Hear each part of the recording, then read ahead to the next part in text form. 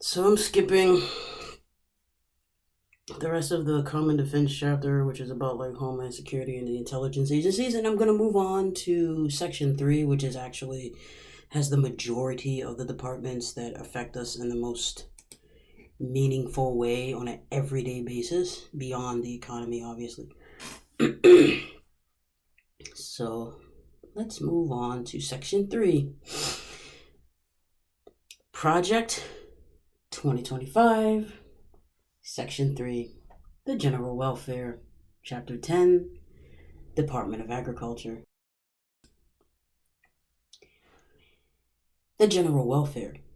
When our founders wrote in the Constitution that the federal government would promote the general welfare, they could not have fathomed a massive bureaucracy that would someday spend $3 trillion in a single year, roughly the sum combined spent by the departments covered in this section in 2022. Approximately half of that colossal sum was spent by the Department of Health and Human Services alone, the belly of the massive behemoth that is the modern administrative state. HHS is home to Medicare and Medicaid. Reminder, I'm going to say that again. The Department of Health and Human Services, or HHS, is home to Medicare and Medicaid, which they call a massive behemoth in terms of cost and spending. Back to the text. HHS is home to Medicare and Medicaid, the principal drivers of our $31 trillion national debt. When Congress passed and President Lyndon B. Johnson signed into law these programs, they were set on autopilot with no plan for how to pay for them. The first year that Medicare spending was visible on the books was 1967. From that point on through 2020, according to the American Main Street Initiative's analysis of official federal tallies, Medicare and Medicaid's combined cost $17.8 trillion, while our combined federal deficits over that same span were $17.9 trillion. In essence, our deficit problem is the Medicare and Medicaid problem. So let's repeat that again. In essence, our deficit problem is the Medicare and Medicaid problem. HHS is also home to the Centers for Disease Control and Prevention, the CDC, and the National Institutes of Health, NIH, the duo most responsible, along with President Joe Biden, for the irrational, destructive, un-American mask and vaccine mandates that were imposed upon an ostensibly free people during the COVID-19 pandemic. All along, it was clear from randomized control trials, the gold standard of medical research, that masks provide little to no benefit in preventing the spread of viruses and might even be counterproductive. Yet, the CDC ignored these high-quality RCTs, cherry-picked from politically malleable observable studies, and declared that everyone except children and infants below the age of 2 should don masks. Under COVID, as former director of HHS's Office of Civil Rights, Roger Cervino writes in Chapter 14,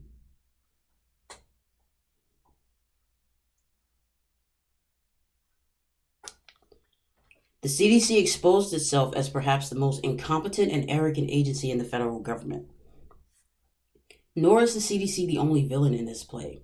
Cervino writes of the National Institutes of Health, despite its popular image as a benign science agency, NIH was responsible for paying for research in aborted baby body parts, human-animal chimera experiments, in which the genes of humans and animals are mixed, and gain-of-function viral research that may have been responsible for COVID-19. Cervino writes that Anthony Fauci's division of the NIH, the National Institute of Allergy and Infectious Diseases, owns half of the patent for the Moderna COVID-19 vaccine, and several NIH employees receive up to $150,000 annually from Moderna vaccine sales. That would be the same experimental mRNA vaccine that the CDC now wants to force on children who are at little to no risk from COVID-19, but great risk from public health officials. Jesus Christ, okay. The incestuous relationship between the NIH, CDC, and vaccine makers, with all of the conflict of interest it entails, cannot be allowed to continue, and the revolving door between them must be locked. So, yeah, I gotta talk about some of this stuff. So the whole point of Anthony Fauci owning half of the patent. Here's the story from 2021. The National Institutes of Health said Monday it has engaged Moderna in good faith discussions to resolve a months-long dispute over the company's patent application that advocates say could impact global production of the shots. This is about how to produce the shots. Remember how we always complain about how pharmaceutical companies and those companies take these patents and they utilize these patents in an effort to make massive amounts of money because it makes it impossible for people to make generics? This is what we're talking about. Moderna is offering to share ownership of its COVID-19 vaccine patent with the U.S. government to resolve the dispute, the vaccine maker said, and would allow the Biden administration to license the patents as they see fit. So this was about allowing the government to have half of the patent. That's what this is about. So yes, the government of the United States owns half of the patent for good purposes. Again, if you complain about the price of drugs, part of that price has to do with patents. Okay? That's why a lot of your drugs cost ridiculous sums of money. So the government owning half the patent is good because it increases the odds that if something else comes along or it's needed for some other thing, we can get generics out and they'll be significantly cheaper than having to pay this company billions of dollars just to fucking live and shit. Now let's talk about gain of function. I'm trying to find the good one. The term gain of function, this is from the looks like The Conversation, Seema Lakdawala at the University of Pittsburgh and Anise Lowen at Emory University. The term gain of function is often taken to refer to research with viruses that puts society at risk of an infectious disease outbreak for questionable gain. Some research on emerging viruses can result in variants that gain the ability to infect people, but this does not necessarily mean the research is dangerous or that it is not fruitful.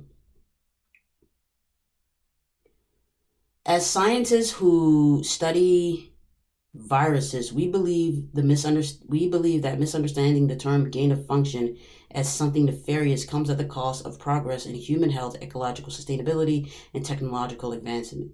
Clarifying what gain of function research really is can help clarify why it is an essential scientific tool. To study how living things operate, scientists can change a specific part of it and then observe the effects. These changes sometimes result in the organism gaining a function it didn't have before or losing a function it once had. For example, if the goal is to enhance the tumor-killing ability of immune cells, researchers can take a sample of a person's immune cells and modify them to express a protein that specifically targets cancer cells. This mutated immune cell, called a CRT cell, thereby gains the function of being able to bind to cancerous cells and kill them. The advance of similar immunotherapies that help the immune system attack cancer cells is based on the exploratory research of scientists who synthesized such quote-unquote Frankenstein proteins in the 1980s. So that's what gain of function is.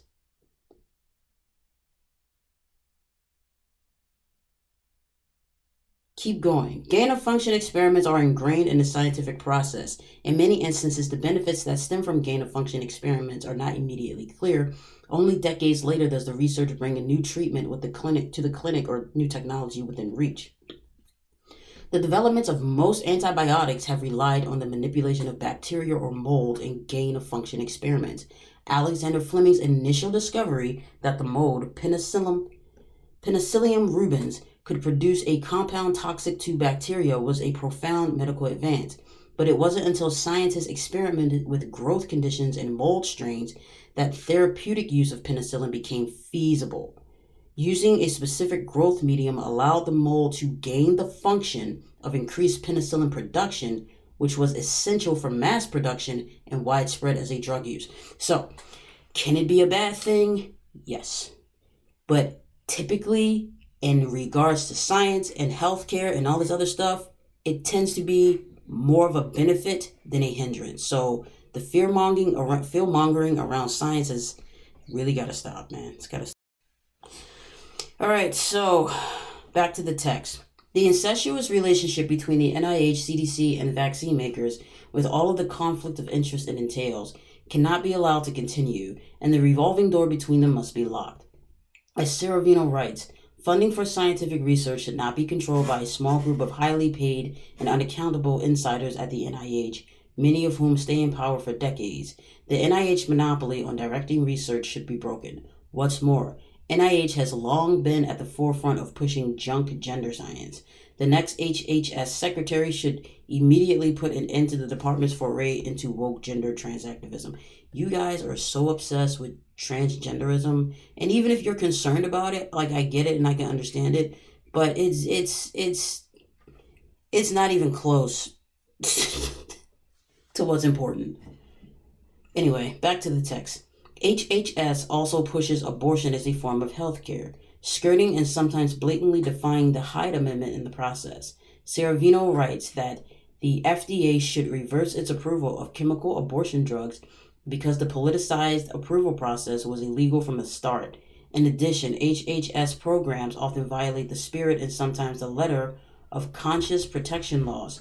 Ciravino writes that HHS secretary should pursue a robust agenda to protect the fundamental right to life, protect conscious rights, and uphold bodily integrity rooted in biological realities, not ideology. The next secretary should also reverse the Biden administration's focus on LGBTQ plus equity, subsidizing single motherhood, disincentivizing work, and penalizing marriage, replacing such policies with those encouraging marriage, work, motherhood, fatherhood, and nuclear families. What the fuck does that have to do with biology and viruses and shit? Like, I mean, it's cute. But the Health and Human Services is about that. Health and Human Services. And part of that means you actually have to, like, care about science and shit, but whatever. Marriage and work? What the fuck? Anyway. This is so insidious. Back to the text. If there's another department that has gone off the rails like HHS during the Obama administration, it is the once proud Department of Justice. As former counselor to the Attorney General Gene Hamilton writes in Chapter 17, the department has a long and noble history. Edmund Randolph, the first Attorney General, took office the same year as President Washington, yet its long-standing reputation has been marred by the Biden administration's abuse of the department's powers for its own ends. Hamilton writes that the department's unprecedented politicization and weaponization under the Biden Attorney General Merrick Garland resulted in politically motivated and viewpoint-based prosecutions of political enemies and indifference to the crimes of political allies has made the department a threat to the republic. This is just wrong. The homeboy literally is a fucking criminal, and you're upset because he's now being held responsible for the fact that he's a fucking criminal. That's what it is. And stop pretending like Democrats aren't held responsible either. There was literally just a case in which a Democrat was what was he doing, something with gold? Yeah, he's gone to trial. So what are you talking about? Back to the text. The most important thing for the next Attorney General to do is to refocus the department on its core functions of protecting public safety and defending the rule of law, while restoring its values of independence, impartiality, honesty, integrity, respect, and excellence. This is especially true of the Federal Bureau of Investigations, FBI, a bloated, arrogant, increasingly lawless organization organized at the top. I'm just going to keep sighing through this whole thing because this is like... The FBI is lawless. The FBI is lawless. Okay. Back to the text. The FBI views itself as an independent agency that is on par with the Attorney General, rather than as an agency that is under the AG and fully accountable to him or her.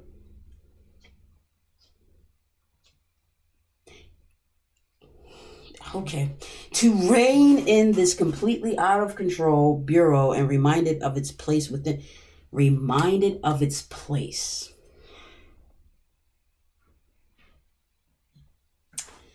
These phrases that they utilize they're very interesting. They're very interesting.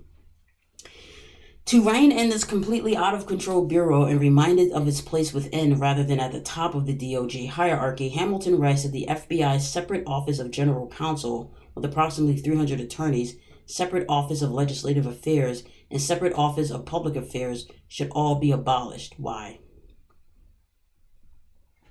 Why should they be abolished?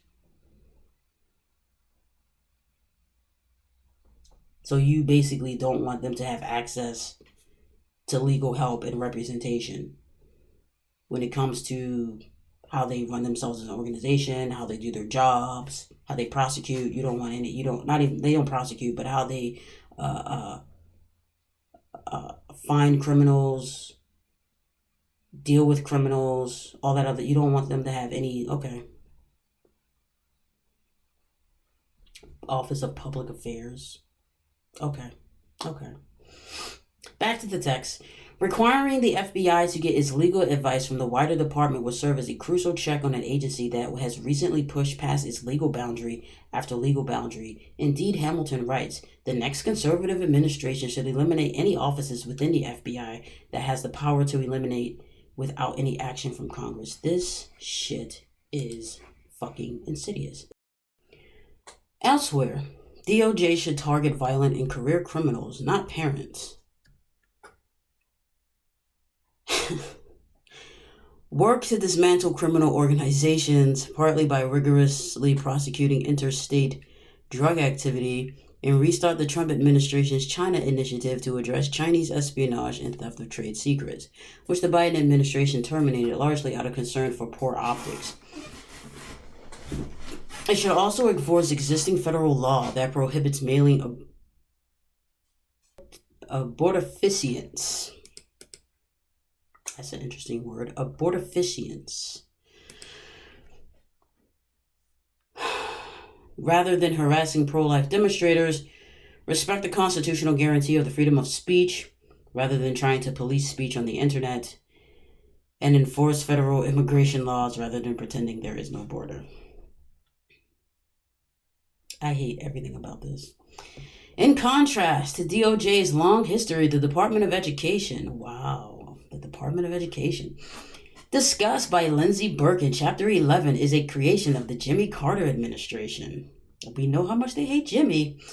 The department is a convenient one-stop shop for the woke education cartel, which, as the COVID era showed, is not particularly concerned with children's education. Schools should be responsive to parents rather than to leftist advocates intent on indoctrination.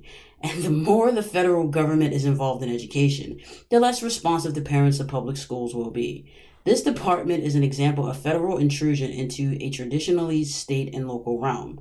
For the sake of the American children, Congress should shutter it and return control of education to the states. You literally have the ability to homeschool your children. Like, for all of these people who are concerned about... Sorry for the squeaky chair. But for all of the people who are concerned about the department being responsive to parents, like, you have the ability to homeschool your children. You don't have to send them to a public school. All you just got to do is just make sure you meet certain minimum requirements of educational standards. That's it. But then again, y'all don't like education at all.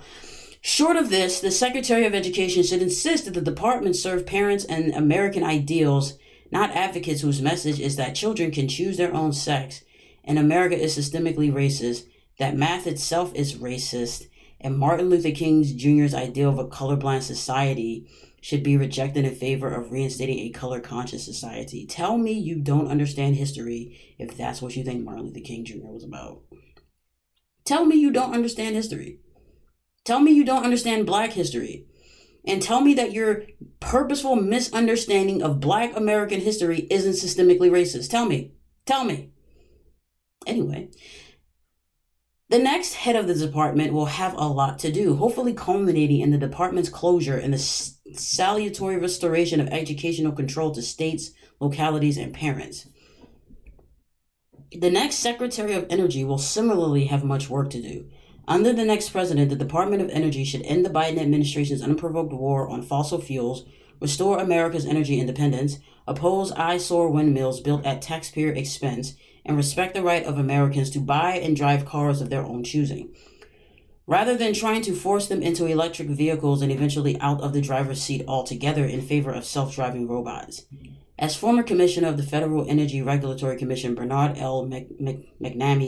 McNamee says in Chapter 12, a conservative president must be committed to unleashing all of America's energy resources and making the energy economy serve the American people, not special interests.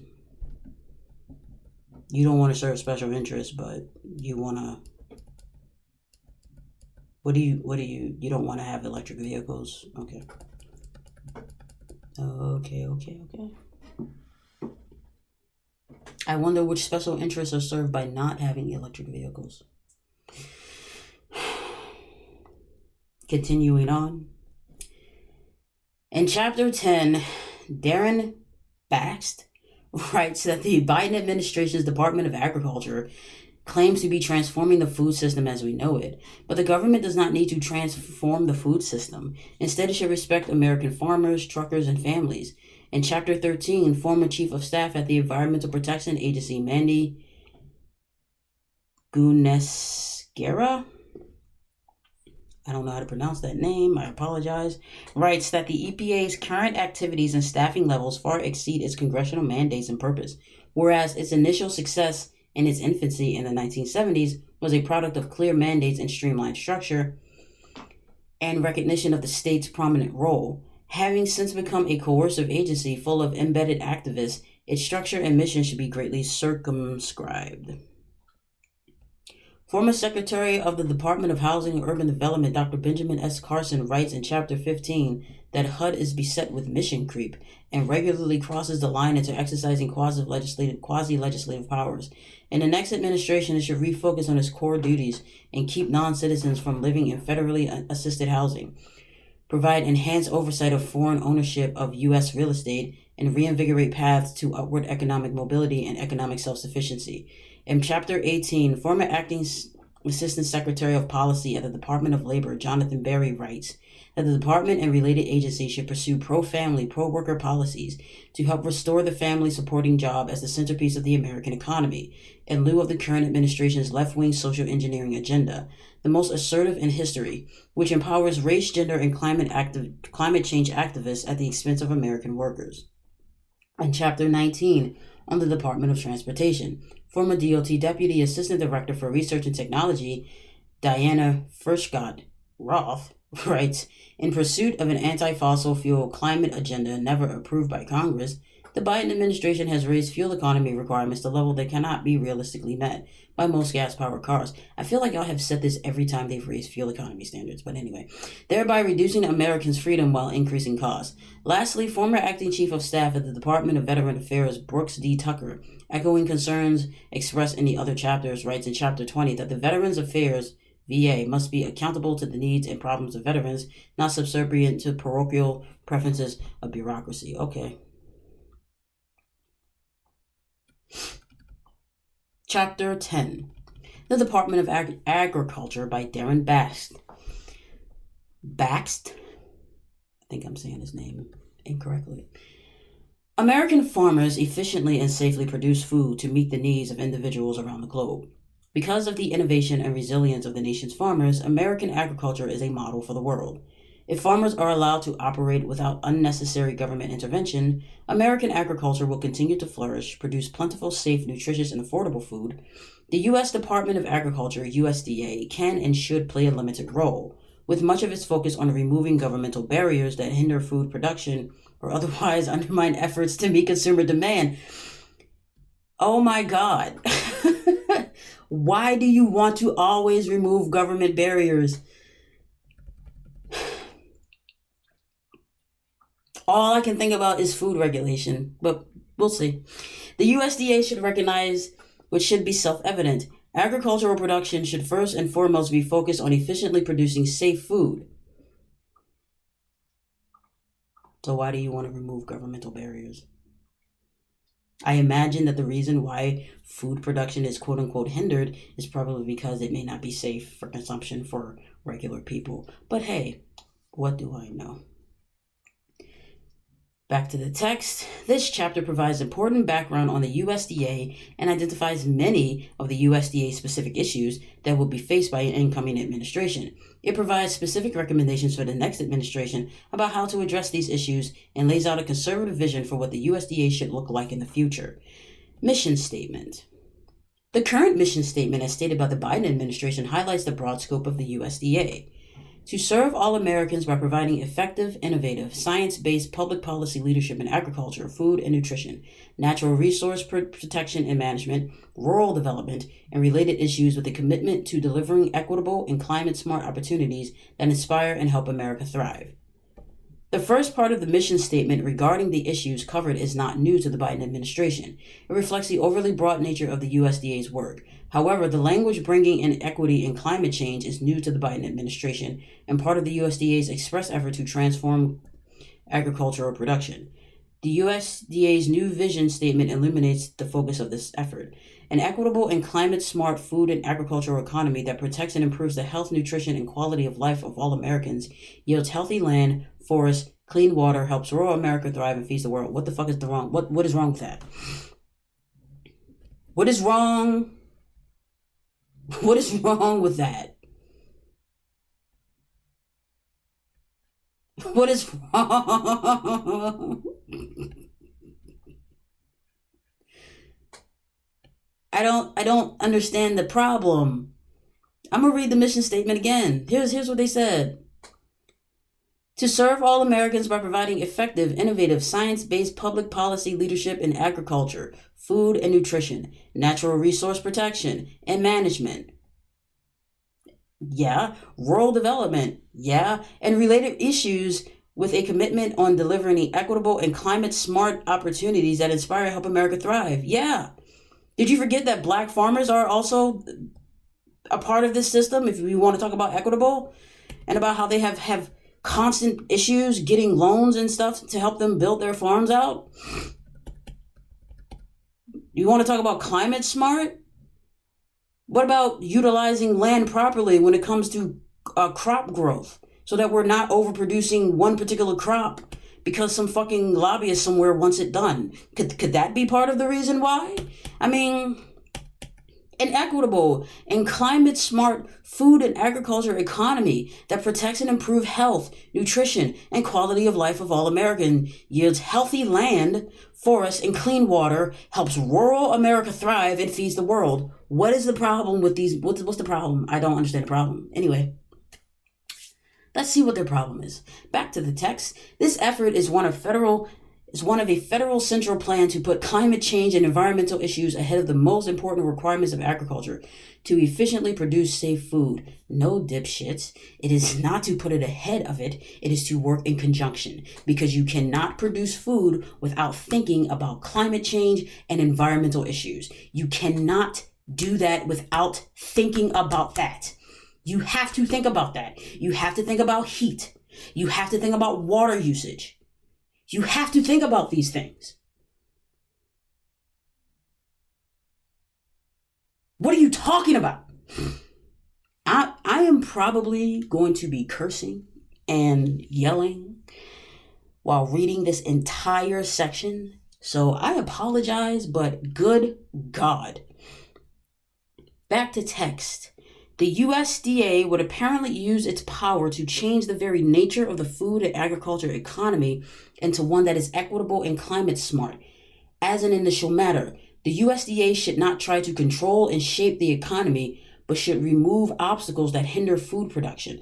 Further, it should not place ancillary issues such as environmental issues ahead of agriculture production itself. Environmental issues, when you are growing using the environment, is not ancillary. Where the fuck do you grow your food? Where do you grow your food? I have a garden. I grow my food in dirt and shit. I grow my food outside. environmental issues are not ancillary to food production.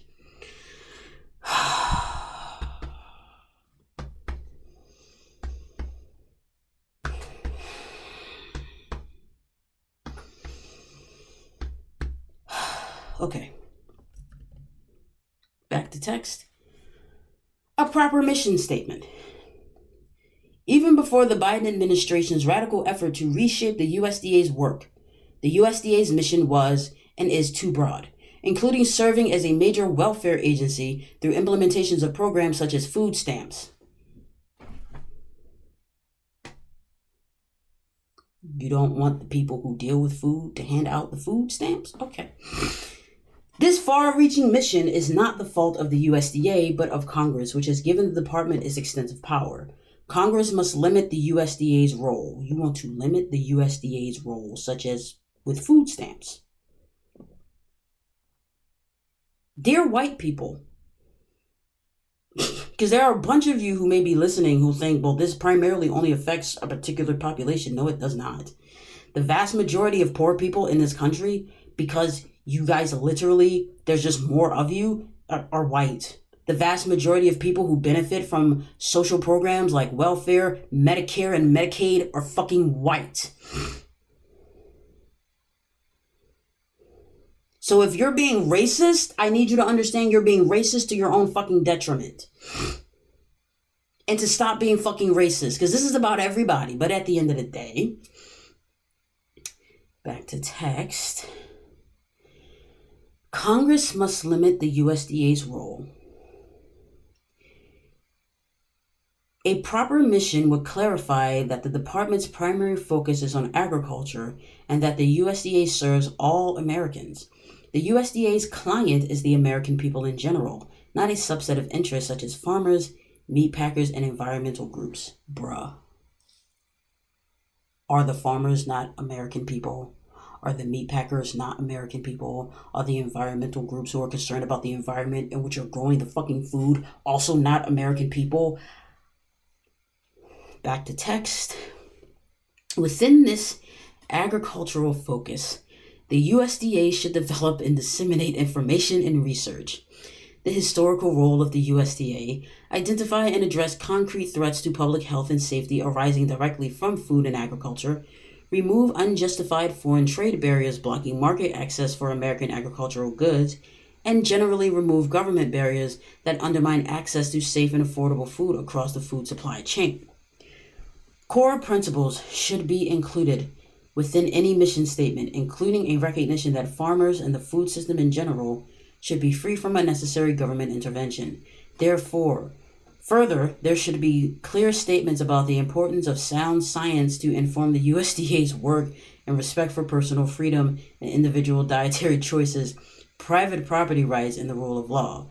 Taking these factors into account, below is a model USDA mission statement. To develop and disseminate agricultural information and research. Identify and address concrete public health and safety threats directly connected to food and agriculture, and remove both unjustified foreign trade barriers for U.S. goods and domestic government barriers that undermine access to safe and affordable food absent a compelling need, all based on the importance of sound science, personal freedom, private property, rule of law, and service to all Americans.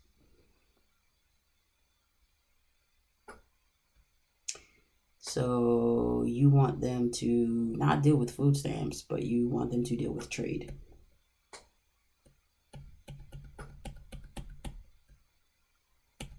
I feel like that's a commerce thing, but hey. USDA is doing too much by dealing with food stamps, but they should definitely deal with how to trade the food.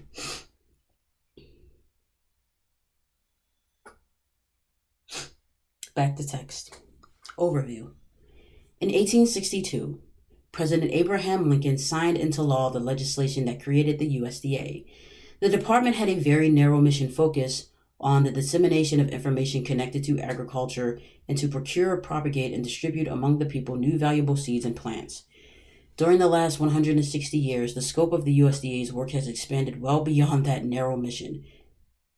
and well beyond agriculture itself. In addition to being a distributor of farm subsidies, the USDA runs the food stamp program and other food-related welfare programs and covers issues including conservation, biofuels, forestry, and rural programs. Based on the USDA's fiscal year 2023 budget summaries, outlays are estimated at $261 billion, $221 billion for mandatory programs, and $39 billion for discretionary programs. These outlays are broken down as follows: nutrition assistance, 70%, farm, conservation, and commodity programs, 14%, all other, which includes rural development, research, food safety, marketing, regulatory, and departmental management, 11%, and forestry, 5%.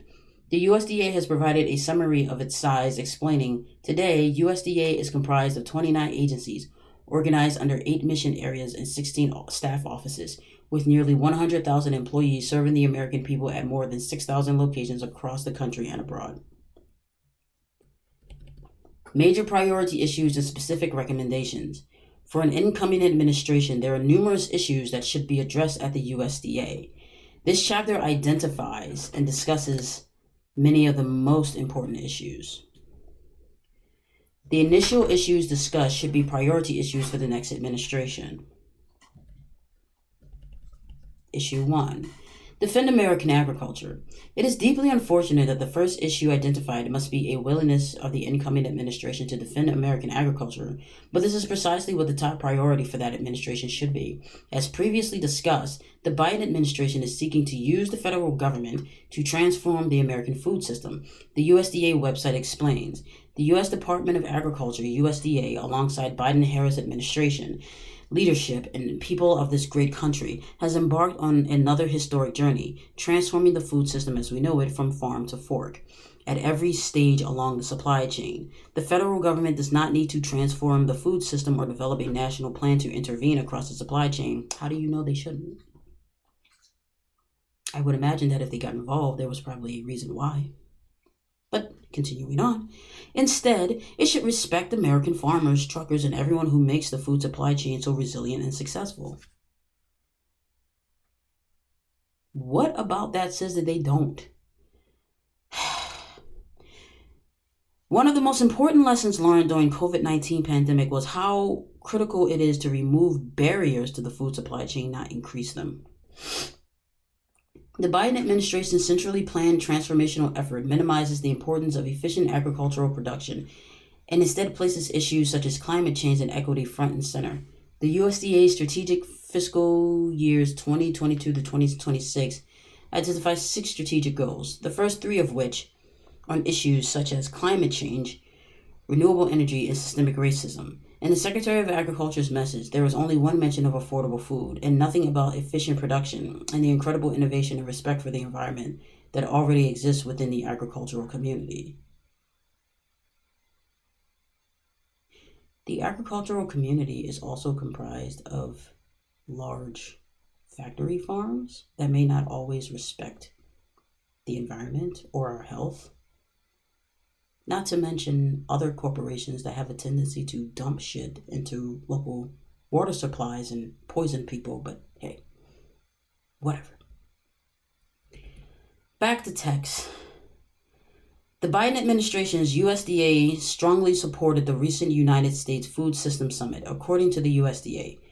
The stated goal of the Food Systems Summit was to transform the way the world produces, consumes, and thinks about food within the context of the 2030 Agenda for Sustainable Development and to meet the challenges of poverty, food security, malnutrition, population growth, climate change, and natural resource degradation. Not unlike those who oppose reliable and affordable energy production, there is a disdain, especially by some on the left, for American agriculture and food system. How do you get that? How do you get that? If this is the Biden administration's vision of a federal government developing a plan that fixes agriculture and focuses on secondary issues to food production is very disturbing.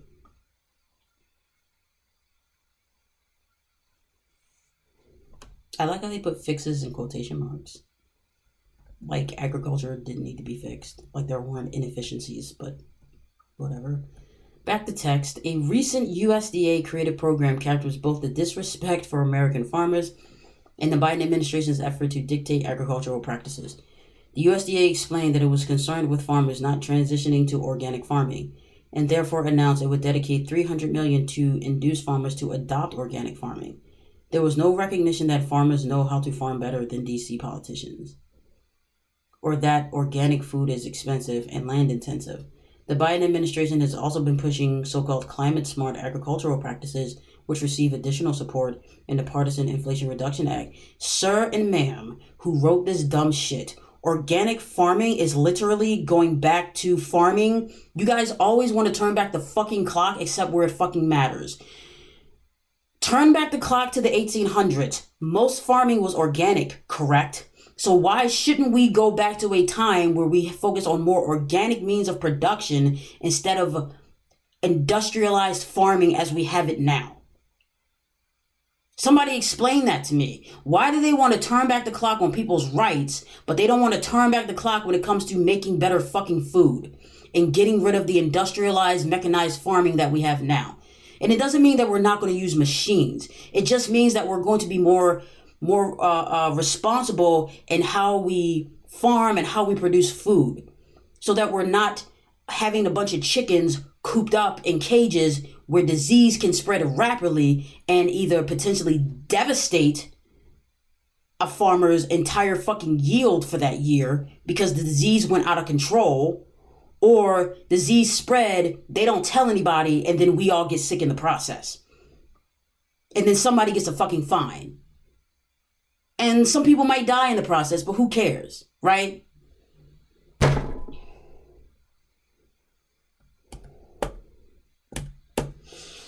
Back to text. American agriculture should not need defending. According to the USDA's latest data, farm output nearly tripled, 175% increase from 1948 to 2019.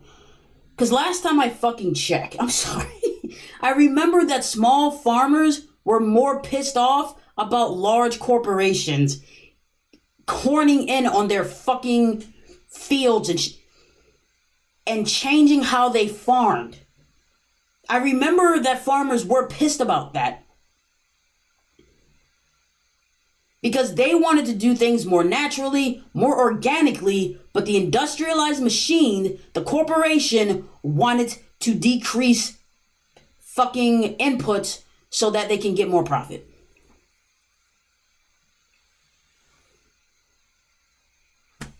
I recall farmers being upset about that. So have farmers stopped being upset about that?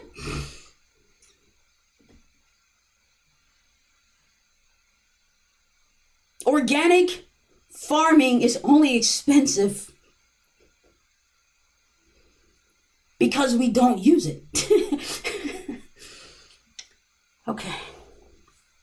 I'm sorry. Back to text. Start over. American agriculture should not need defending. According to the USDA's latest data, farm output nearly tripled, a 175% increase from 1948 to 2019, while the amount of land farmed decreased. In fact, as farm output increased by 175%, all agricultural inputs increased by only 4%. That's cute. But if we want to farm organically, we should probably have more farmland. Do you see what we're talking about? We got more than enough land to house people and feed people. Anyway, back to text. In 2021, despite high food prices, a major problem and regressive, American consumers spend an average of about 10% of their personal disposable income on food, which is close to historic lows. Weren't y'all just screaming about inflation?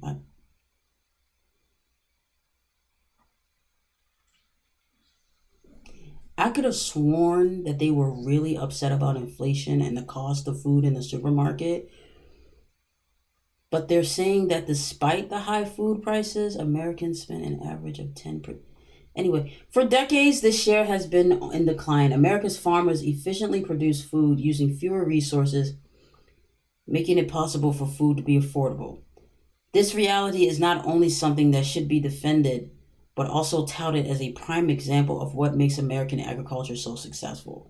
The connection between efficiency and affordability seems lost in the Biden administration's effort to transform the food system. Okay, so a couple of things.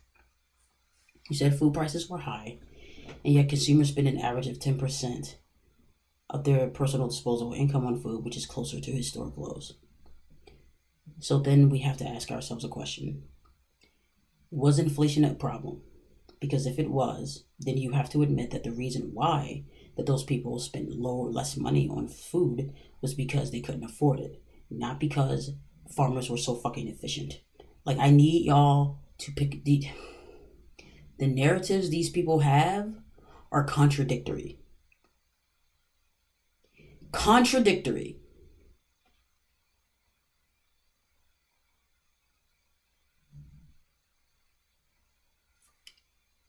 If efficiency was so good and inputs were so low, why were food prices so high?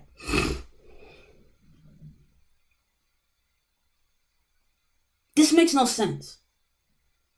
This level of thinking makes no fucking sense. But here are their recommendations. Proactively defend agriculture. From the outset, the next administration should denounce efforts to place ancillary issues like climate change ahead of food productivity and affordability when it comes to agriculture. Remove the U.S. from any association with the UN and other efforts to push sustainable development schemes connected to food production. Why? Why do you not want to push sustainable development? Okay. Back to text. Defend American agriculture and advance the critical importance of efficient and innovative food production, especially to advance safe and affordable food, except organic food, because I fucking hate that shit. God. Stress that ideal policy should remove obstacles imposed on American farmers and individuals across the food supply chain so that they can meet the food needs of Americans. Clarify the critical importance of efficiency to food affordability, and why a failure to recognize that this fact especially hurts low-income households who spend a disproportionate share of after-tax income on food compared to higher-income households. I swear to God. To accomplish these objectives, a new administration should announce its principles through an executive order.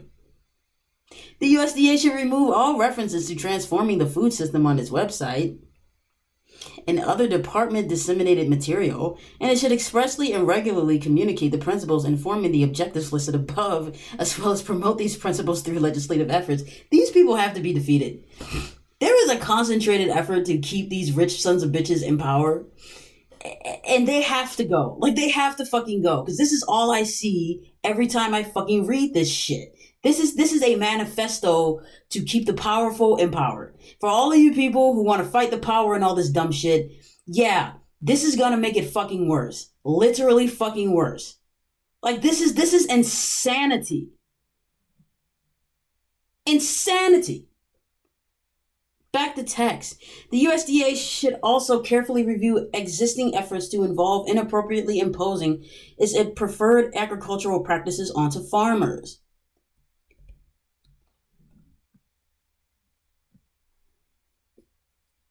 What is this? Issue 2. Address the abuse of CCC discretionary authority. Well, what is CCC? Commodity Credit Corporation. Okay. With the exception of federal crop insurance, the Commodity Credit Corporation, CCC, is generally the means by which agricultural-related farm bill programs are funded. The CCC is a funding mechanism which, in simple terms, has $30 billion a year at its disposal. Section 5 of the Commodity Credit Corporation Charter Act gives the Secretary of Agriculture broad discretionary authority to spend unused CCC money. However, in general, past agriculture secretaries have not used this power to any meaningful extent. This changed dramatically during the Trump administration, when this discretionary authority was used to fund $28 billion to trade aid to farmers, consisting primarily of the Market Facilitation Program. In 2020, this authority was used for $20.5 billion in food purchases and income subsidies in response to the COVID-19 pandemic. So I decided to go look up the Market Facilitation Program, and surprise, surprise, surprise, there were some problems. Who would have thought that a Trump administration spending money may cause some problems? The program meant to help farmers in trade war overspent, lacked transparency, and compliance checks. The Market Facilitation Program, or MFP, doled out more than $23 billion, more than all other USDA direct payment subsidies combined over its duration.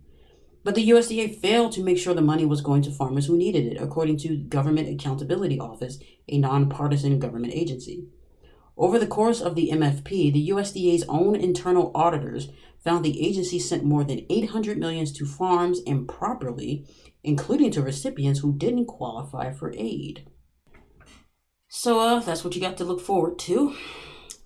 Back to text. At the time, critics warned that this use of the CCC, which in effect created a USDA slush fund, would lead future administrations to abuse the CCC, such as by pushing climate change policies. Nope. Predictably, this is precisely what the Biden administration has done, using the discretionary authority to create programs out of whole cloth, arguably without statutory authority, for what it refers to as climate-smart agricultural practices. So they use CCC money in an effort to help deal with climate, an environment in which we actually grow food and shit, and you guys use CC money as a fucking slush fund and didn't keep track of where the money went and sent the money to people who didn't even qualify for it. But okay, tell me who's the problem.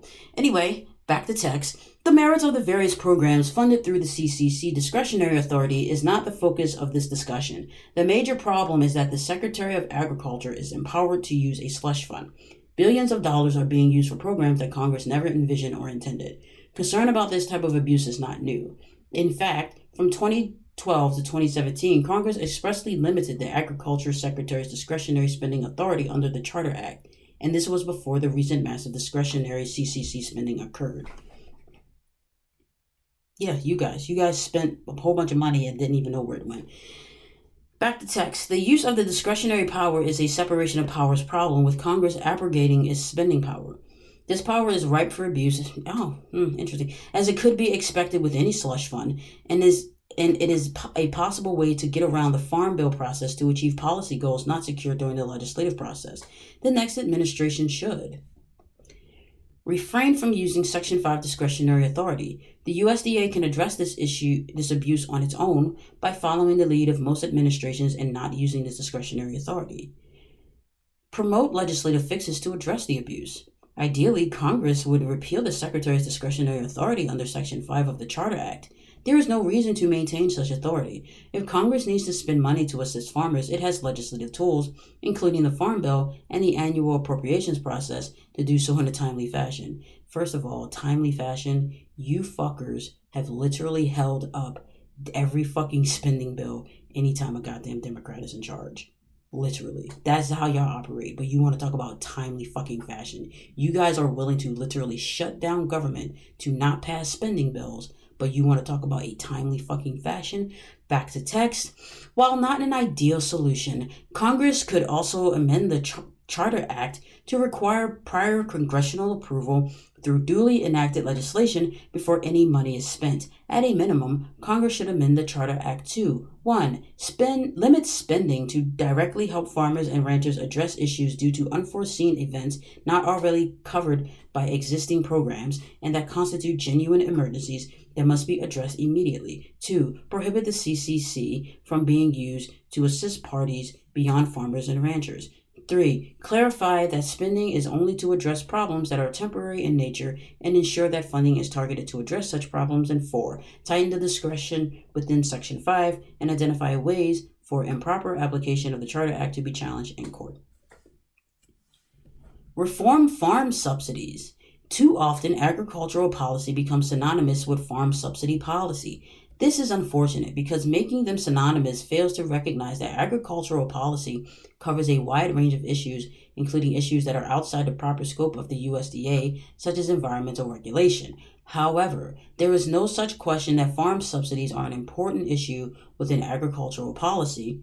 that should be addressed by any incoming administration. There are several principles that even subsidy supporters would like to agree upon, including the need to reduce market distortions. Subsidies should not influence planting decisions, discourage proper risk management and innovation, incentivize planting on environmentally sensitive land, or create barriers to entry for new farmers. Farm subsidies can lead to these market distortions, and therefore it would hardly be controversial to ensure that any subsidy scheme should be designed to avoid such problems. The overall goal should be to eliminate subsidy dependence. Despite what might be conventional wisdom, many farmers receive few to no subsidies, with most subsidies going only to a handful of commodities.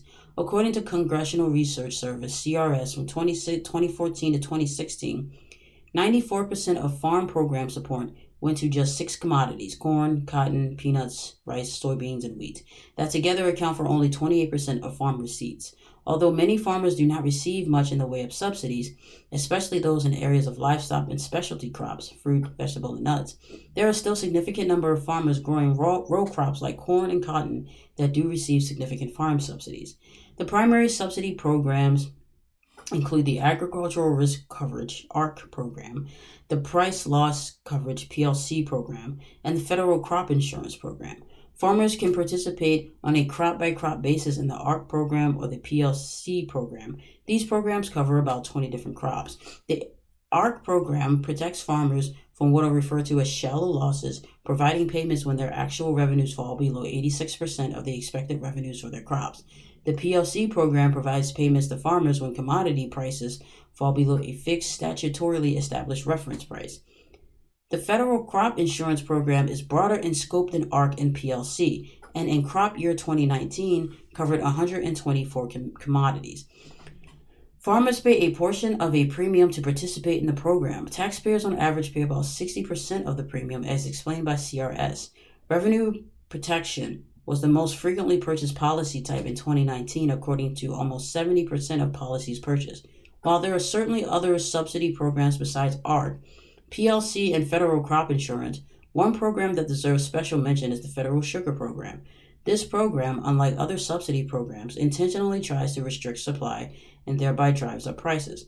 The program costs consumers as much as $3.7 billion a year. When it comes to reforming subsidy programs, the next administration will primarily have to look at legislative solutions. The next administration should champion legislation that would: 1. Repeal the federal sugar program. The federal government should not be the central planning business, and the sugar program is a prime example of harmful central planning. Its very purpose is to limit the sugar supply in order to increase prices. The program has a regressive effect since lower-income households spend more of their money to meet food needs compared to higher-income households. I think the purpose is probably to reduce sugar consumption and decrease obesity and thereby increase the health of the nation, but hey, what do I know? 2. Ideally repeal the ARC and PLC programs. Farmers eligible to participate in ARC or PLC are generally already able to purchase federal crop insurance, policies that protect against shortfalls in expected revenue, whether caused by lower prices or smaller harvests. The ARC program is especially egregious because farmers are being protected from shallow losses, which is another way of saying minor dips in expected revenue. This is hardly consistent with the concept of providing a safety net to help farmers when they fall on hard times. The Congressional Budget Office, in one of its options to reduce the federal deficit, has once again identified repealing all Title I farm programs, including ARC, PLC, and the Federal Sugar Program. 3. Stop paying farmers twice for price and revenue losses during the same year. Farmers can receive support from ARC or PLC programs and the Federal Crop Insurance Program to cover price declines and revenue shortfalls during the same year. Congress should prohibit this duplication by prohibiting farmers from receiving an ARC or PLC payment the same year they receive crop insurance indemnity. 4. Reduce the premium subsidy rate for crop insurance. On average, taxpayers cover about 60% of the premium cost for policies purchased in the Federal Crop Insurance Program. One of the most widely supported and bipartisan policy reforms is to reduce the premium subsidies that taxpayers are forced to pay. At a minimum, taxpayers should not pay more than 50% of the premium. After all, taxpayers should not have to pay more than the farmers who benefit from the crop insurance policies. CBO has found that reducing the payment subsidy to 47% would save $8.1 billion over 10 years and have little impact on crop insurance participation or on the number of covered acres. In that analysis, there would be a reduction in insured acres of just 0.5%, and only 1.5% of acres would have lower coverage levels. This reform is basically all benefit with little to no cost. In its recently released report, identifying options to reduce the federal deficit, CBO found that reducing the premium subsidy to 40% would save $20.9 billion over 10 years. Beyond these legislative reforms, the next administration should communicate to Congress the necessity of transparency and a genuine reform process. The White House and the USDA should make it very clear that the Farm Bill process, including reform of farm subsidies, must be conducted through an open process with time to mark up and the opportunity for changes to be made outside the Agricultural Committee process. The Farm Bill too often is developed behind closed doors and without any real chance for reform. The White House, given the power of the bully pulpit, must demand a genuine reform process and express unwavering support for a USDA that shapes a safety net that considers the interests of farmers while also remembering the interests of taxpayers and consumers. Any safety net for farmers should be a true safety net, one that helps farmers when they have experienced serious unforeseen losses, preferably when there has been a disaster or unforeseen natural event causing damage, and that exists to help them in unusual situations. Separate the agricultural provisions of the Farm Bill from the nutrition provisions. To have genuine reform and proper consideration of the issues, agricultural programs should be considered in separate legislation distinct from food stamps and the nutrition part of the Farm Bill. And reauthorization of such programs should be fixed on different timelines to ensure this separation. Agricultural nutrition programs, which are distinct from each other, have been combined together for political reasons, something which is readily admitted by proponents of this log rolling. When it comes to American agriculture and welfare programs, they deserve sound policy debates, not political tactics at the expense of thoughtful discourse. Move the work of the Food and Nutrition Service. The USDA implements many means-tested federal support programs, including the largest food assistance program, Supplemental Nutrition Assistance Program, SNAP, also known as food stamps, and the Special Supplemental Nutrition Program for Women and Infants and Children, WIC, food program. The Food and Nutrition Service, FNS, oversees these programs and other food and nutrition programs, including the Center for Nutrition Policy and Promotion, which handles the USDA's work on the Dietary Guidelines for Americans.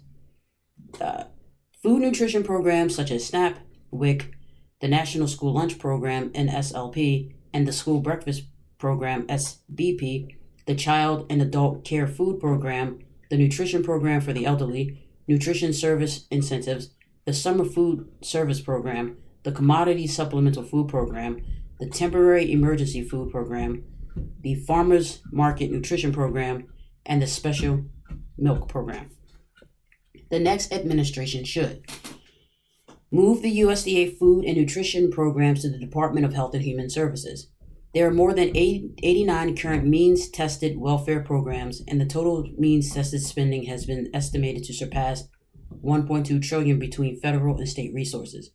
Because means-tested federal programs are siloed and administered in separate agencies, the effectiveness and size of the welfare state remains largely hidden. There are means-tested food support programs in the USDA, especially FNS, where most means-tested programs are at the Department of Health and Human Services, HHS.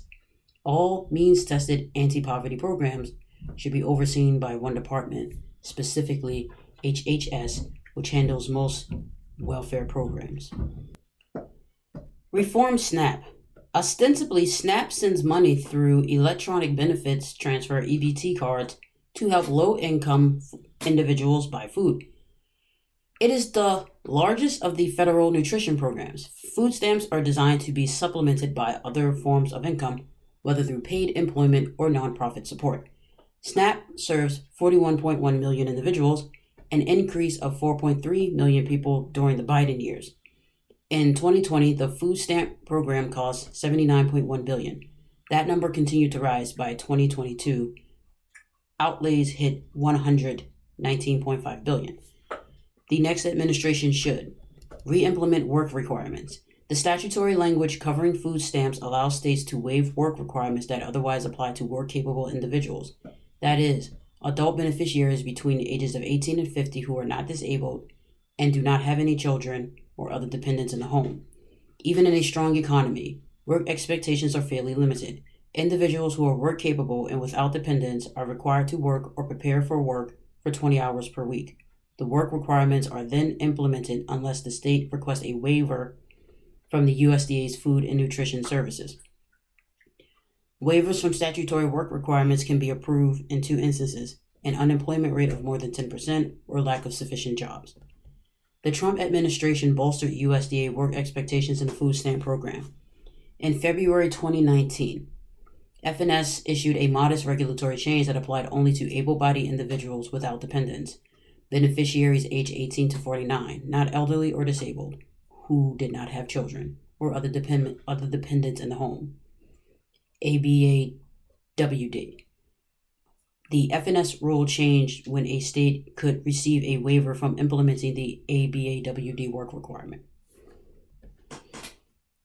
Under the new rule, in order to waive the work requirement, the state's unemployment rate had to be above 6% for more than 24 months. The rule, 24 months. 2 whole years?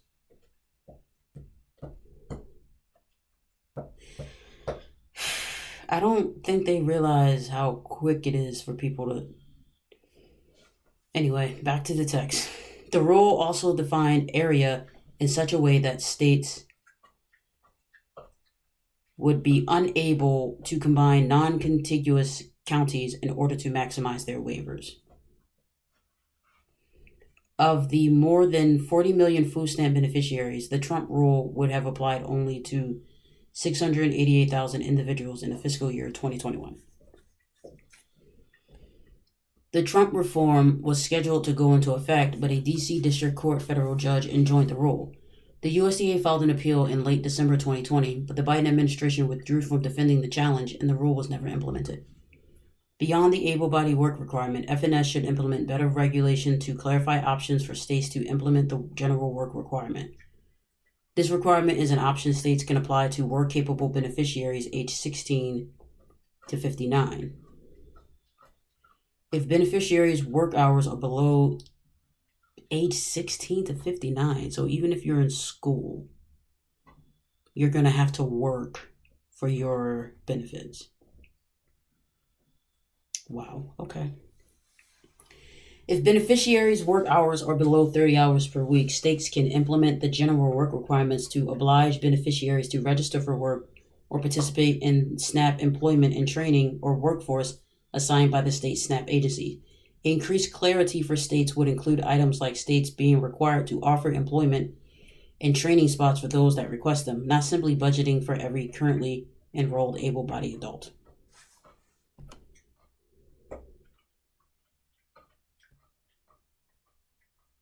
Reform broad-based categorical eligibility.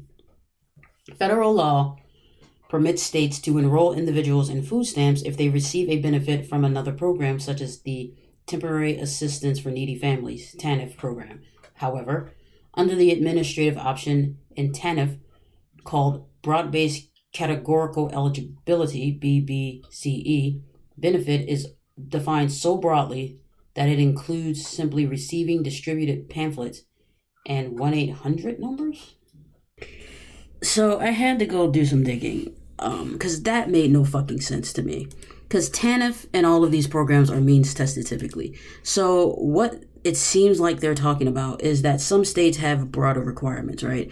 So instead of doing a strict means testing where you have to have an income at or below this level, they'll do something like you can have an income at or below 200% of the poverty level, right? So if the poverty level is, I don't know, $11,000, if your income is $22,000 or below, you can qualify. You can still qualify for services, right? And that just helps get other people in, and it, takes care of like inflation and all this other stuff. The other thing is they said something about the brochures. The best thing I can find is some other thing written by, who are these people? something called the Mathematical Policy Research, in which they're basically talking about broad-based categorical eligibility. And they say many states use a simple TANF or MOE. MOE is maintenance of effort. That's the money that the state has to provide, because the state also has to provide money in addition to the federal money, right? So many states use a simple TANF or MOE funded non-cash service. And then it says, such as a brochure on assistance programs to confer categorical eligibility on a broad group of people. The problem that I have is that it says non-cash service. And then it just says, such as a brochure on assistance program. So basically what they're trying to say is that if you also qualify, so TANF and MOE can be utilized for a wide variety of things, right? They don't just have to give you the money to pay for food and whatever. They can also use the money to fund other non-cash services, right? Such as childcare was the one example that I could find. And if you look at, childcare was the one example that they were very specific about. So basically, if you qualify for them to help you with childcare under TANF, that is a non-cash TANF or MOE program. And if you qualify for that non-cash program, then you can also qualify for other things such as SNAP. I don't understand this brochure bullshit, because I don't see anywhere where it says that it's also not a means tested thing, i.e., I don't see anything that says that you can get access to childcare without going through some type of means test. And typically that means test is going to, if you file your taxes, they already have that information available, right? So I don't know how they're coming to some ridiculous fucking conclusion that having a brochure on assistance programs or a 1-800 number about those assistance allows you access. It doesn't. You have to still qualify for the fucking program. So this might be what they're talking about. So states with broad-based categorical eligibility policies establish income and asset limits and sometimes unit composition constraints for the program. Most states have eliminated the asset test, i.e. they're not going to look at whether you own a home, your car, any of that other bullshit that might get you kicked off of a program, right? Let's say you do have those things, but you fell on hard times or something happened. You having those assets means that you no longer qualify for assistance even though you fucking need it. So they got rid of the asset test and they apply it only to a gross income eligibility limit somewhere between 130 and 200% of the federal poverty guideline, which is what I already talked about. So whatever the poverty level is for your area, you can get up to 200. If they say 200% of that, then you'll qualify for those benefits. Again, I do not see anywhere. The only thing I can think of is that they're basically complaining about the fact that they don't look at your assets anymore. And they don't look at assets for a good reason. Like I said, there are plenty of people who have gotten on hard times who have assets. Maybe it was given to them by a family member. You see what I'm saying? Or whatever. Or maybe they had it before this horrible thing happened. So now the assets in and of themselves mean they no longer qualify. Or maybe you're old and your house appreciated in significant value, right? Because you bought it low and now 30, 40 years later, 50 years later, it's worth 3x's amount. That is, you're still elderly. You still only are surviving off of SSI, right? You don't have a job, or maybe you can't work, but because you did the right thing and you paid off your house and it's worth so much money because of appreciation, now all of a sudden you don't qualify for fucking assistance programs. I don't see anywhere where having a brochure about the fucking assistance programs means that you get access to anything. You still have to be tested. You still have to go through some type of means testing in order to get access to the programs, even the non-cash programs like childcare. It's just that I guess they're bitching because They no longer have to look at your assets anymore, and that they can go up to 200% over the poverty level. These fucking. All right, I'm a calm down because they're pissing me off. Okay, back to the text. This definition, with its low threshold to trigger a benefit, allows individuals to bypass eligibility limits bullshit, particularly the asset requirement, how much the applicant has in resources such as bank accounts or property. Adopting the BBCE option has even allowed millionaires to enroll in the Food Stamp program. What if I'm elderly and I want to leave that money to my kids? Especially the property thing. The Trump administration proposed to close the loophole with a rule to increase program integrity and reduce fraud, waste, and abuse. The regulation was not finalized before the end of the Trump administration.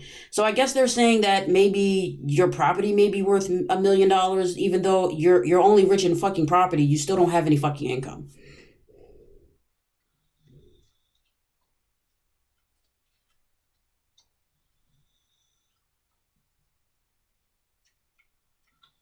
How is a person who is worth $1 million?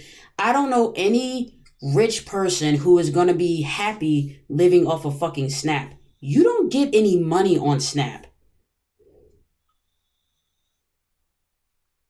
Now, if you're elderly and you're on SSI, should you be punished because you have a house now and the house has appreciated in value? I don't know. That's a question I have.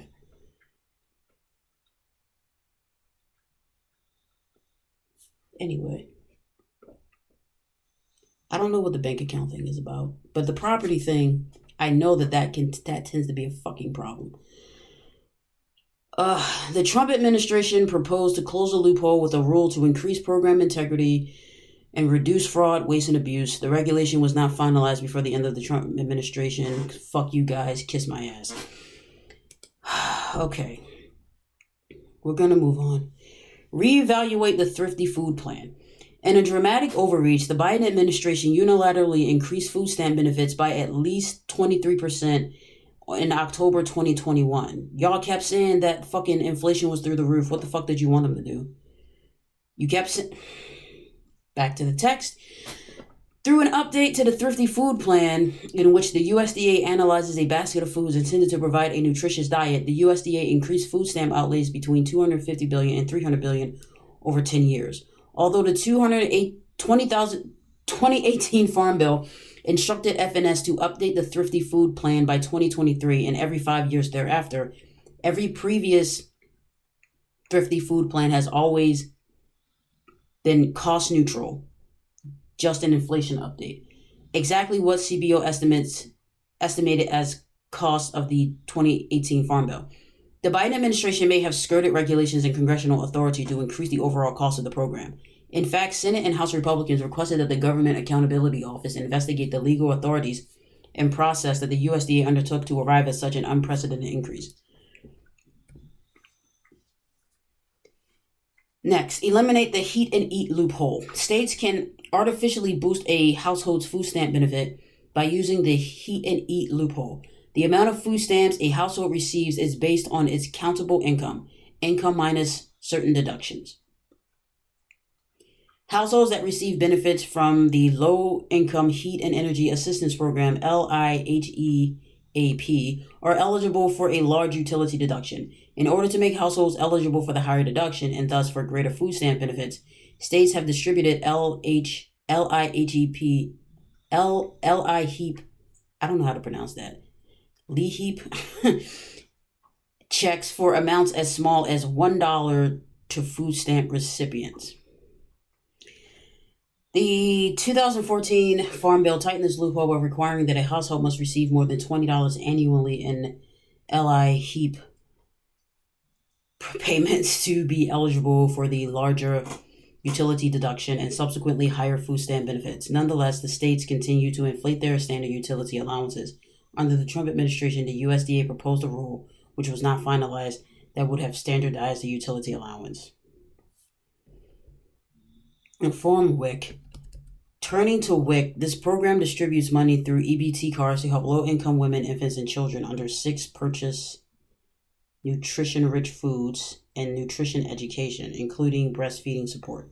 As of August 2022, approximately 6.3 million people participated in WIC each month to purchase food. In 2021, WIC federal outlays were $5 billion.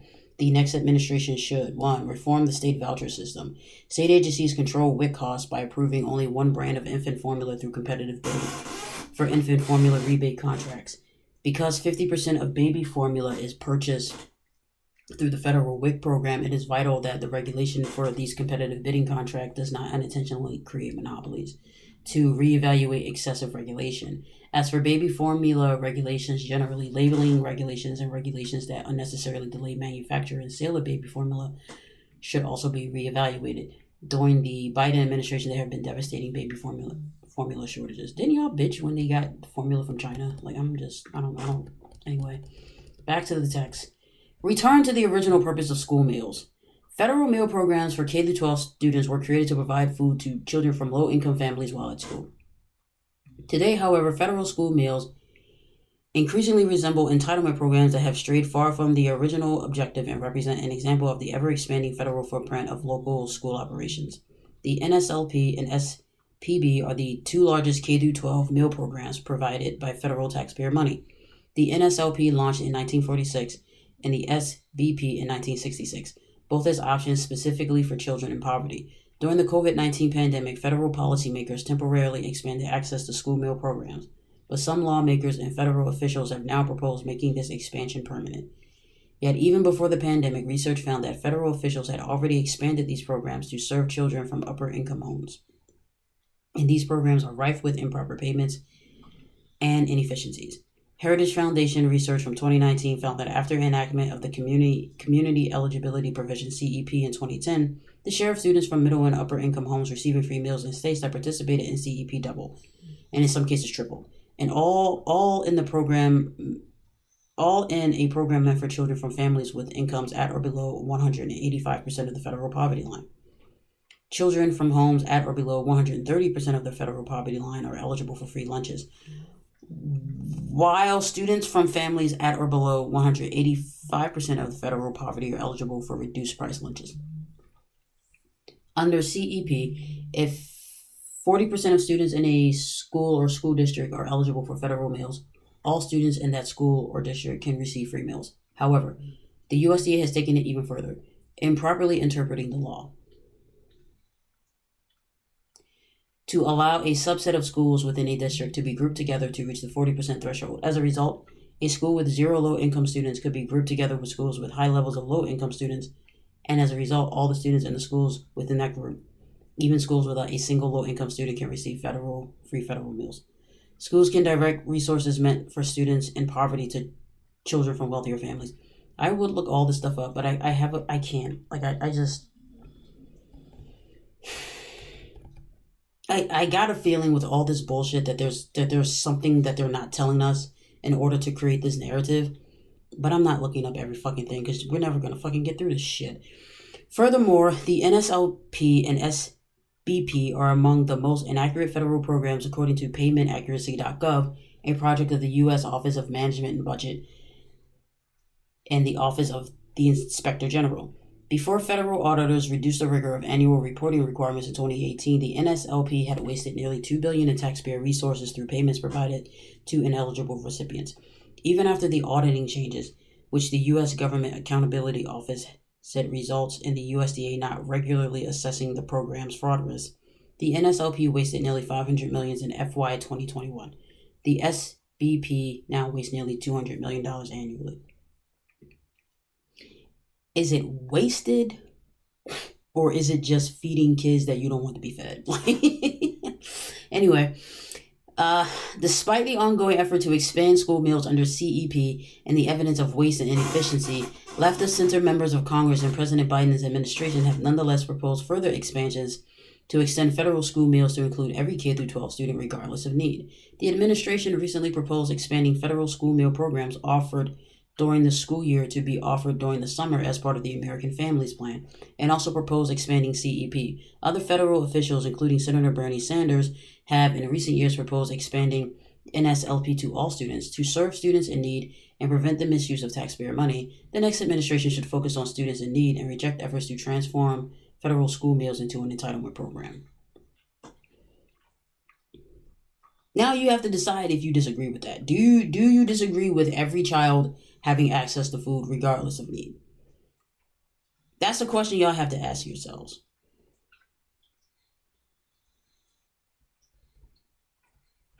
I personally don't. I mean, if you're going to spend my fucking tax dollars feeding kids, I don't give a shit. Anyway, I don't even have kids. I don't give a shit if you feed other people's kids with my tax dollars. Back to the text. Specifically, the next administration should, 1, promulgate a rule properly interpreting CEP. The USDA should issue a rule that clarifies that only an individual school or school district as a whole, not a subset of schools within the district, must meet the 40% criteria to be eligible for CEP. Education officials should be prohibited from grouping schools together. 2, work with lawmakers to eliminate CEP. The NSLP and BP should be directed to serve children in need, not become an entitlement for students from middle and upper income homes. Congress should eliminate CEP. Further, the USDA should not provide meals to students during the summer unless students are taking summer school classes. Currently, students can get meals from schools even if they are not in summer school, which has, in effect, turned school meals into a federal catering program. 3, restore programs to their original intent and reject efforts to create universal free school meals. The USDA should work with lawmakers to restore NSLP and SBP to their original goal of providing food to K-12 students who otherwise would not have food to eat while at school. I just feel like America is so ass backwards when some comes to some things, and I don't understand why. Back to the text. Federal school meals should be focused on children in need, and any efforts to expand student eligibility for federal school meals to include all K-12 students should be soundly rejected. Why? Such expansion would allow an inefficient and wasteful program to grow, magnifying the amount of wasted taxpayer resources. Again, do you consider feeding children a waste of taxpayer resources? That is the question people have to ask themselves. Reform conservation programs. Farmers in general are excellent stewards of the land, if not for moral or ethical considerations, then out of self-interest to make sure their land and, by extension, their livelihoods remain intact. Farmers are often called the original conservationists. When evaluating federal conservation programs, it is important to remember the importance of land to farmers. In terms of USDA federal conservation programs, both the USDA's Farm Service Agency, FSA, and Natural Resources Conservation Service, NRCS, oversee numerous programs. As a general matter, the next administration should ensure that these programs address genuine and specific environmental concerns with a focus on currently existing environmental problems, not those that are speculative in nature.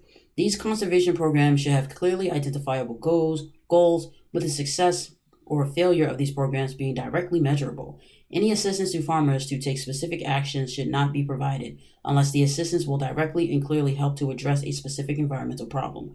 Further, any assistance to encourage farmers to engage in certain practices should only be provided if farmers would not have adopted the practices in the first place. There are specific issues that the next administration should address. The Conservation Reserve Program, which is run by FSA, pays farmers to not farm some of their land. This program has recently received attention as agricultural groups rightfully seek to farm without penalty voluntarily idle land in light of the consequence to food prices of Russia invading Ukraine. There is also a need to reform USDA's conservation easements. These easements are a powerful tool to incentivize long-term preservation of ecosystems while still allowing farmers to benefit economically. However, when farmers and ranchers sign conservation easements with the USDA, they can be enforced in perpetuity. Future generations, be they the descendants of the landowner or new residents, are bound by those conditions. Ecosystems and topography naturally change over time, but without legislative change, easement requirements will not. The next administration should, 1, champion the elimination of Conservation Reserve Program. Farmers should not be paid in such sweeping way to not farm their land. If there is a desire to ensure that extremely sensitive land is not farmed, this should be addressed through targeted efforts that are clearly connected to addressing a specific and concrete environmental harm. The USDA should work with Congress to eliminate this overbroad program. 2. Reform NRCS wetlands and erodible land compliance and appeals.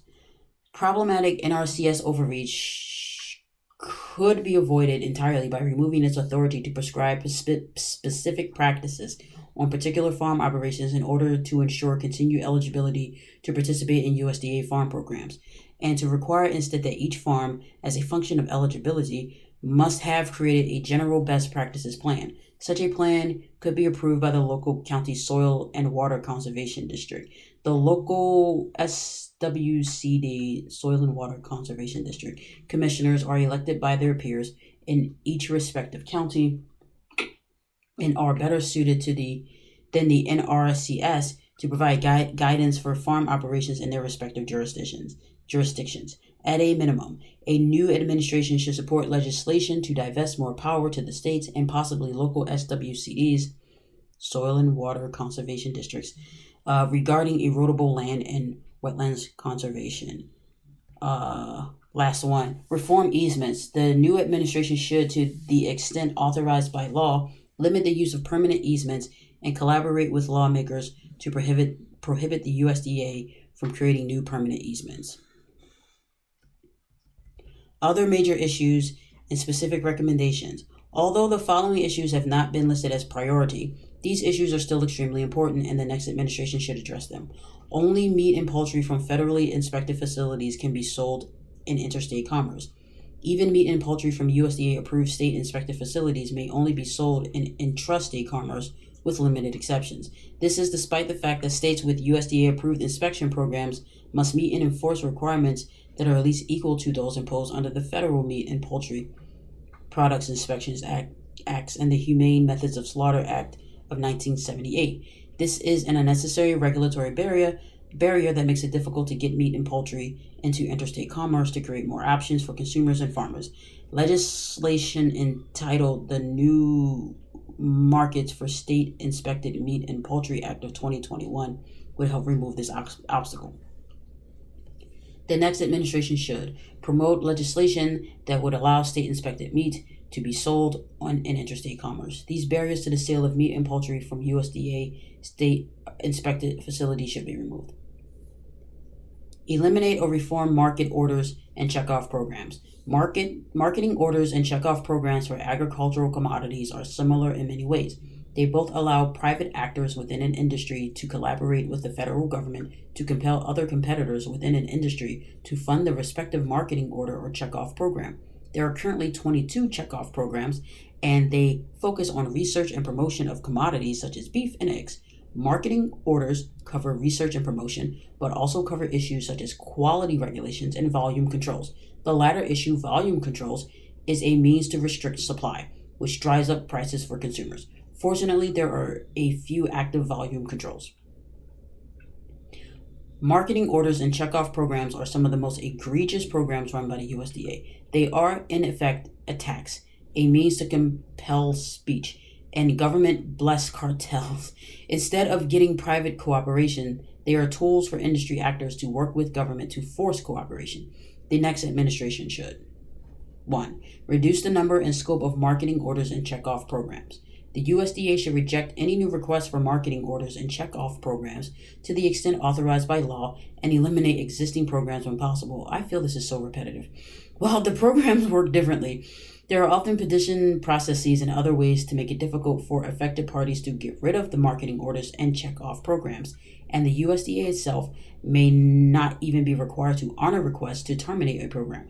The USDA should make the process easier. Further, the USDA should reject any effort to bring back volume controls to limit supplies of commodities. 2. Work with Congress to eliminate marketing orders and checkoff programs. These programs should be eliminated, and if industry actors want to collaborate, they should do so through private means, not using the government to compel cooperation. 3. Promote legislation that would require regular votes. There should be regular voting for parties subject to check-off programs and marketing orders. For example, the voting should occur at least every 5 years to determine whether a marketing order or check-off program should continue. The USDA should be required to honor the results of such a vote. Through regular voting, parties can demonstrate their support for a marketing order or checkoff program and ensure that those administering them will be held accountable.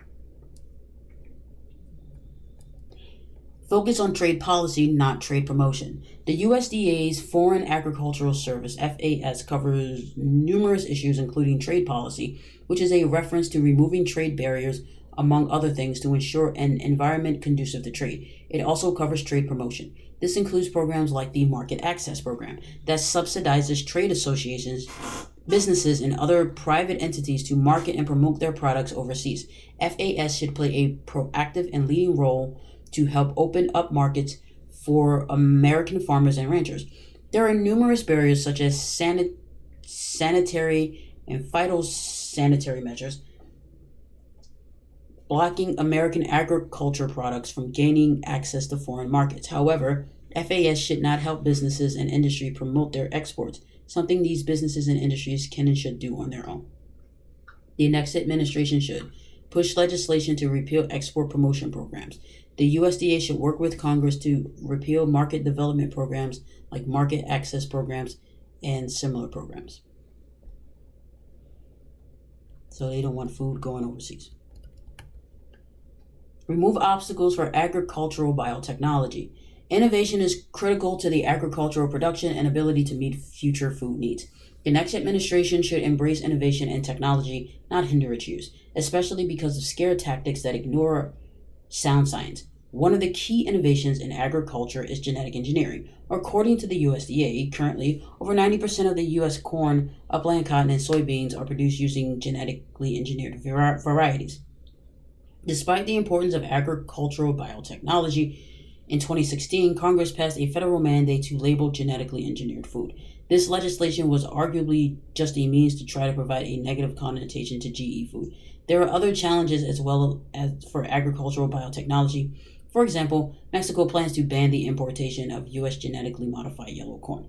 The next administration should counter scare tactics and remove obstacles. The USDA should strongly counter scare tactics regarding agricultural biotechnology and adopt policies to remove unnecessary barriers to approvals and the adoption of biotechnology. 2. Repeal the federal labeling mandate. USDA should work with Congress to repeal the federal labeling law while maintaining federal preemption and stress that voluntary labeling is allowed. 3. Use all tools available to remove improper trade barriers against agricultural biotechnology. The USDA should work closely with the Office of the United States Trade Representatives to remove improper barriers imposed by other countries to block U.S. agricultural goods. Motherfucker, not everybody wants genetically modified fucking food. Again, this goes back to the whole organic farmland stuff. Like, some people want to go back to regular heirloom varieties as much as possible.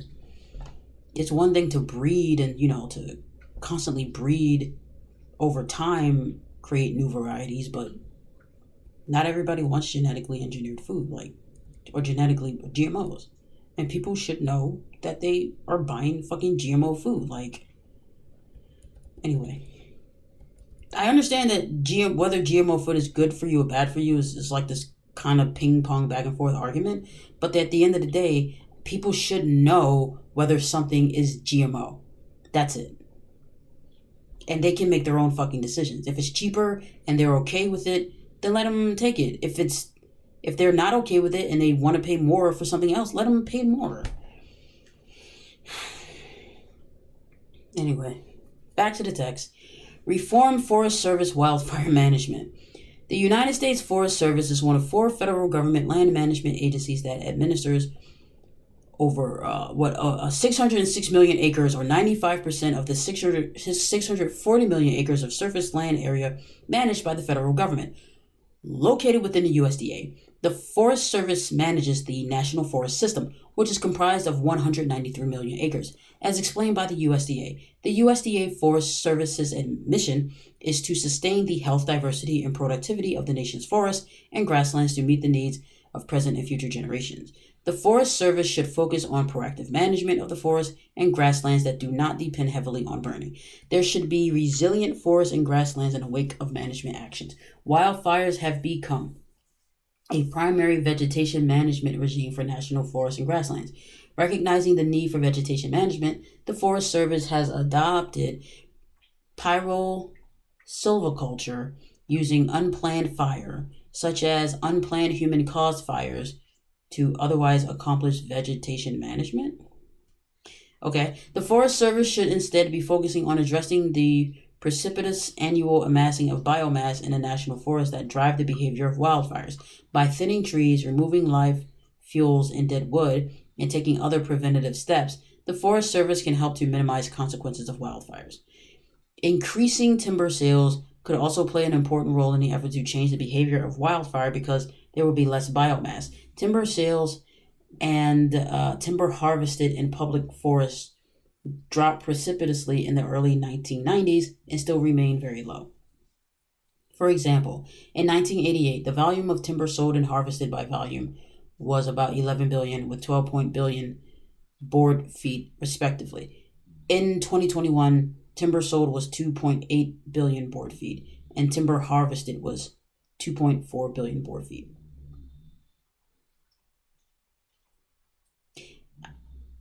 Could that be because we don't rely on paper nearly as much? Like I'm reading this off a computer screen, not off of a printout. Anyway, back to the text.